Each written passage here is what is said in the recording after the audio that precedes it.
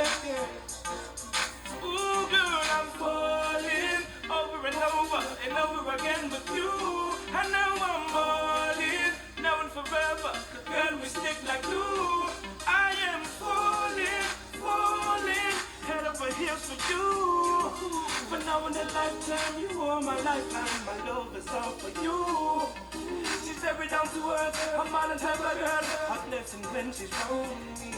Always be true to her, I never let her hurt. Her blessing when they found me, yeah.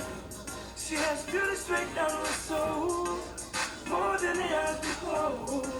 I'm not scared to shout it out and let the whole world know I'm falling over and over again with you. Ooh. How's it, family? That is J-Bug Falling.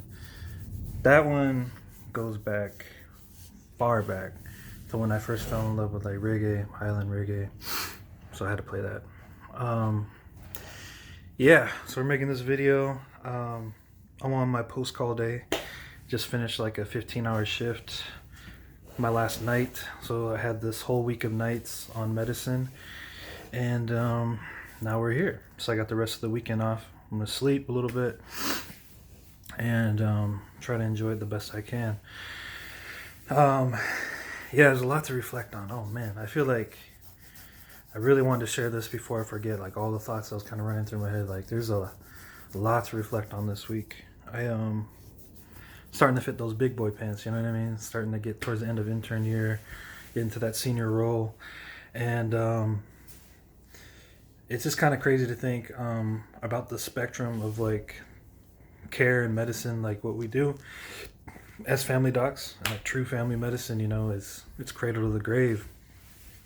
Just last week I was delivering babies, bringing life into the world, and this past like week had 2 deaths on the medicine service.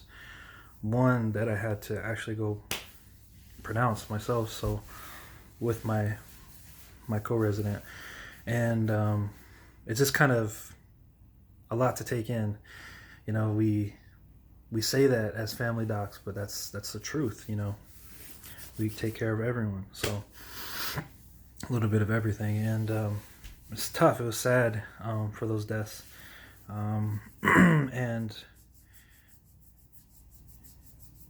it happened in the hospital too. So, you know, we want people to be as comfortable as they can be, and I think they were, but you know, we want people to be able to be at home or be in another facility or somewhere else. You know, it's I think dying on your own terms, the best you can, you know, is what we want, what I would want. But I like to think that the people were comfortable. One was related to a very prominent figure in Seattle, and without giving out too much information, yeah, she was related to someone that was very important for minority people here in Seattle and Northwest. So it was tough, but yeah. And besides that, this whole week been service has been interesting because we're dealing with the whole coronavirus situation, COVID-19, and as residents, we're starting to take on our own patients that have the COVID rollouts or people suspected of having those infections. So there's a lot happening in the media, a lot happening in this area, a lot of things that are making people kind of scared, and we're just trying to stay on top of things. And it's important to know your resources and the proper resources to really look up things. You know, CDC is like a big one, reputable sources, and not necessarily just falling for the clickbait media things that are out there. And so yeah, it's been very interesting, like this past few weeks.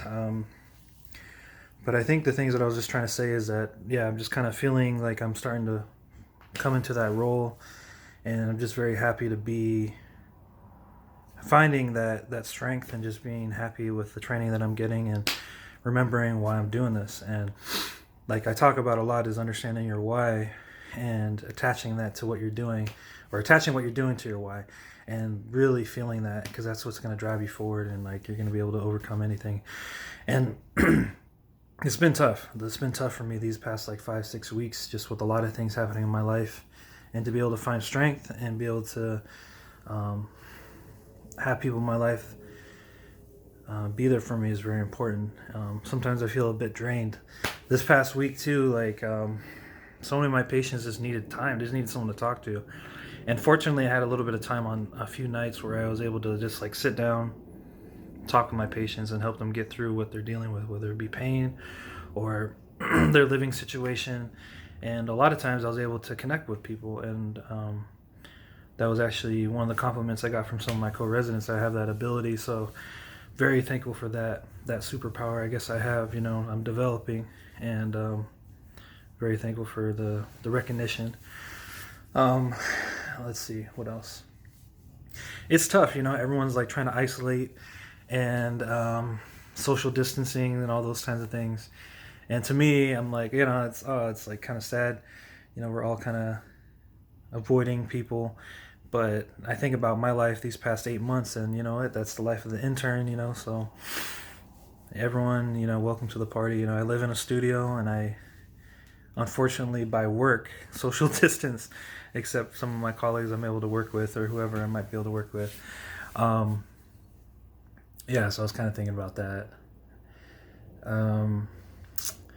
But yeah, I made it. This week was nights on medicine, so I have the rest of the weekend off, and I go back today starting Monday. Try to do something with this time. Oh yeah, that's the other thing I was gonna say. Speaking of social distancing, so I live in an apartment building. I'm in a studio. It's like 5 floors. There's a bunch of people that live here. I have one friend. I made one friend in the last 8 months, and he's a cool dude.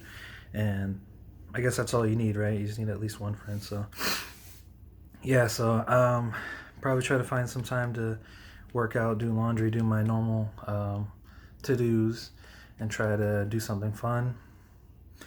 It is Pi Day, apparently. Some of my co-residents are celebrating it, and I might be able to check it out.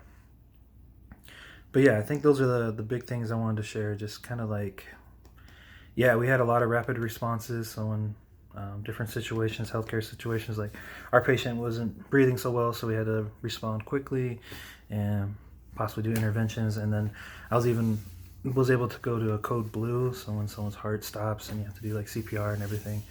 And then, like I mentioned, the things that happen on medicine, and just realizing the full scope of what the kind of medicine I want to practice. And yeah, just feeling, trying to reflect on that, and like realizing how much I've learned this year and where I'm going. And yeah, it's kind of good to feel and see. But let's see. Yeah, trying to get some sleep and get back to it. Rest. Reflect. Anyways, keep it indigenous minded. Keep it mission minded. Aloha.